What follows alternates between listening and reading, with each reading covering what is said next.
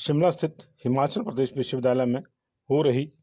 अलग अलग विभागों में भर्तियों को लेकर अब धांधलियों के आरोप मुखर हो गए हैं। खासतौर से छात्र दल एसएफआई ने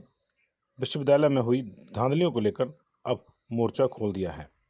एसएफआई ने आज राज्य विश्वविद्यालय में हो रही धांधलियों को लेकर बाकायदा शिमला में रोष प्रदर्शन किया। इस प्रदर्शन में एसएफआई के कई छात्र शामिल हुए, जो हाथों में विश्वविद्यालय प्रशासन विरोधी तख्तियां लेकर नारेबाजी करते रहे। छात्रों का आरोप था कि विश्वविद्यालय के विभिन्न विभागों में अलग अलग रिक्तियों को भरने के लिए विश्वविद्यालय प्रशासन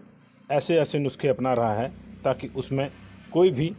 योग्य और आम व्यक्ति नौकरी ना पा सके और सिर्फ बीजेपी, आरएसएस और विश्वविद्यालय प्रशासन के चहेते लोग ही उन नौकरियों को हासिल कर सके।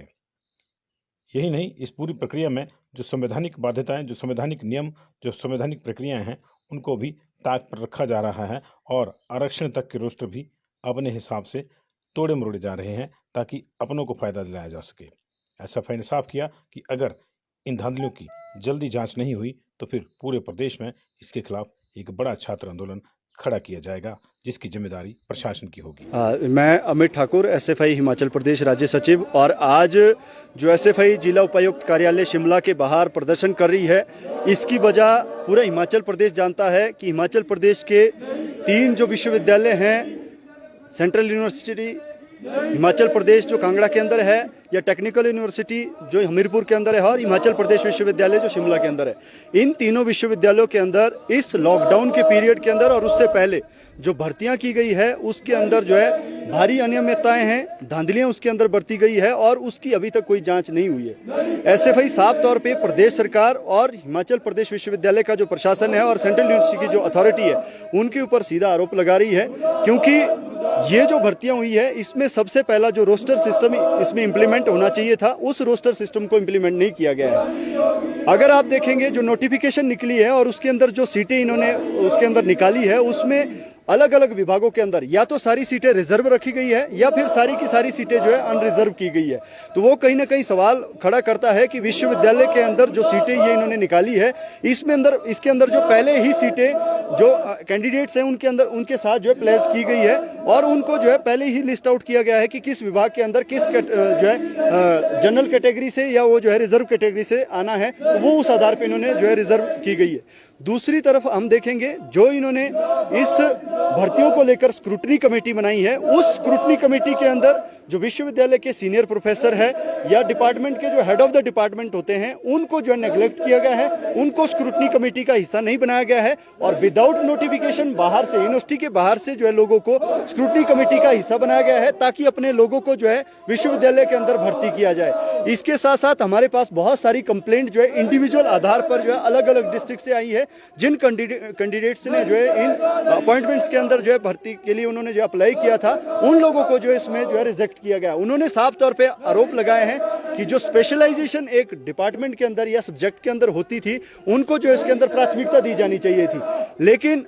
केमिस्ट्री के अंदर हिमाचल प्रदेश विश्वविद्यालय का जो केमिस्ट्री विभाग है उसके अंदर साफ तौर पे जिन लोगों की जो है फिजिकल केमिस्ट्री के अंदर स्पेशलाइजेशन है उनको जो है ऑर्गेनिक केमिस्ट्री के अंदर अपॉइंटमेंट दी गई है। उनके पास जो पब्लिकेशन जो यूजीसी के द्वारा मान्यता प्राप्त है, यूजीसी केयर लिस्ट के अंदर उनकी पब्लिकेशन जो है जर्नल्स के अंदर पब्लिकेशन उसकी होनी चाहिए थी, वो जो नहीं है और उन्होंने जो इमेज डुप्लीकेशन करके या इधर उधर से कंटेंट उठाकर जो है पब्लिकेशन जो है किसी प्रीडेटरी जर्नल्स के अंदर